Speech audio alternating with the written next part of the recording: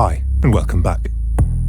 RBass is one of those classic Waves plugins that feels like it's been around forever. It's had a makeover since its first inception, but it still does the same job it always did. It adds harmonics to a bass part, which can help to make it sound fatter, or keep it more audible on smaller speakers, or both. I've had this for a long time actually, but haven't used it much because I didn't really understand it. When you load it up, for example, the default intensity setting is 0, suggesting that nothing should be happening yet. But it very obviously and audibly is. So I pull the intensity down, but even at its lowest setting, it's still colouring the sound. This puzzled me somewhat when I first tried it many years ago, and I've subsequently kind of forgotten I had it. Fortunately, I've figured out how to load Waves plugins into Plugin Doctor again. I have to load the VST2 Waveshell DLL directly. That didn't work with the VST3 format I use in Reaper.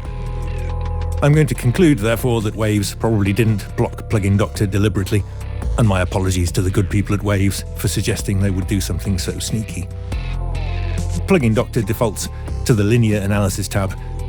However, one thing I'm pretty sure of is that this is a non-linear plugin.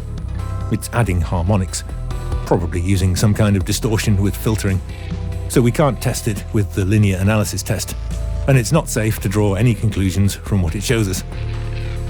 If I switch to the harmonic analysis tab instead, I can verify that, yes, indeed, it's adding harmonics, and it can't, therefore, be linear. Let's try the Hammerstein analysis.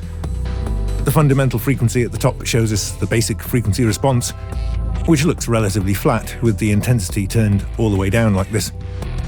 But even at this minimum setting, there's a load of extra harmonic content being added in the lower frequencies.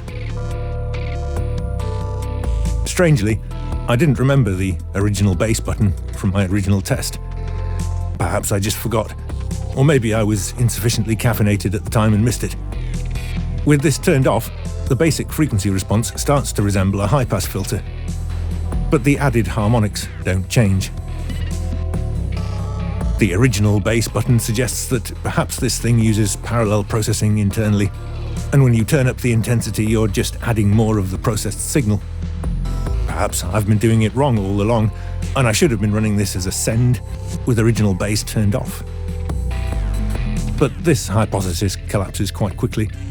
If the original bass option is just the dry signal, then turning it off should also affect mid and high frequencies. If it is the dry signal, it would seem to be only for the lowest frequencies. Plus, turning up the intensity appears to do a lot more than simply increase the level of the added harmonics.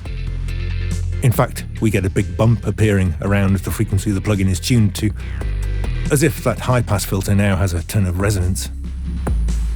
Alright, enough of the Plugin Doctor foolery. Let's have a listen to it. On a deep 808-ish kind of bass part. Here's the minimum intensity setting, and if I toggle bypass, you'll hear what I mean about this still significantly changing the sound.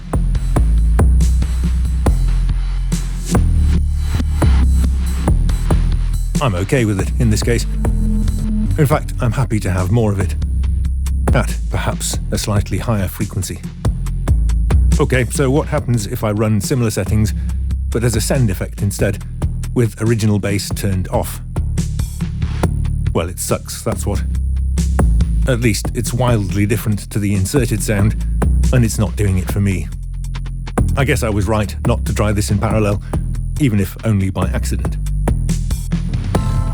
Now, having looked at it in the Doctor, I'm not going to bother trying to reverse engineer the RBass effect. I think if I got anywhere close, my setup would be quite complex and convoluted, and not at all practical. So instead I'm going to start from first principles, and also tie it into my recent parallel filter discussions by thinking about ways we can synthesize extra harmonic content in that important bass region. Let's start with a parallel channel and a low-pass filter. And as we're looking to generate harmonics, I don't see why I shouldn't use a colourful one in Volcano 3. I've tuned this down low, around 40 Hz or so, given it a touch of resonance and a healthy amount of drive. Okay, next up, Saturn II, running the warm tube style. It's a favourite of mine, but more importantly, it adds lots of second harmonic. which I saw a lot of in the R-bass analysis. And I'll give that plenty of welly. And finally, another Volcano 3 with a colourful high-pass filter. This one tuned to about the same frequency that R-bass was reporting, with a touch of resonance again, and some drive.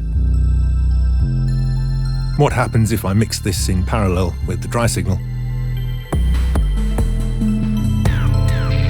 Listen to that fat, growly bass I can add.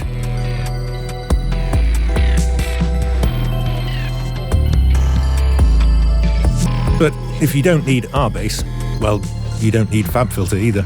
Let's try using stock plugins and take a slightly different approach. I'll go with a bandpass filter first, then recomp, set up as a hard distortion with 0 attack, release and RMS settings. Then another bandpass filter tuned to about 90 Hz. That sounds fat too. I might even prefer it to the FabFilter chain I had. So let's do a comparison.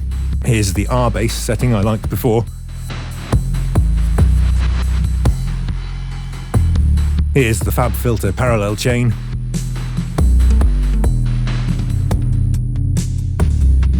And here's the Reaper stock chain.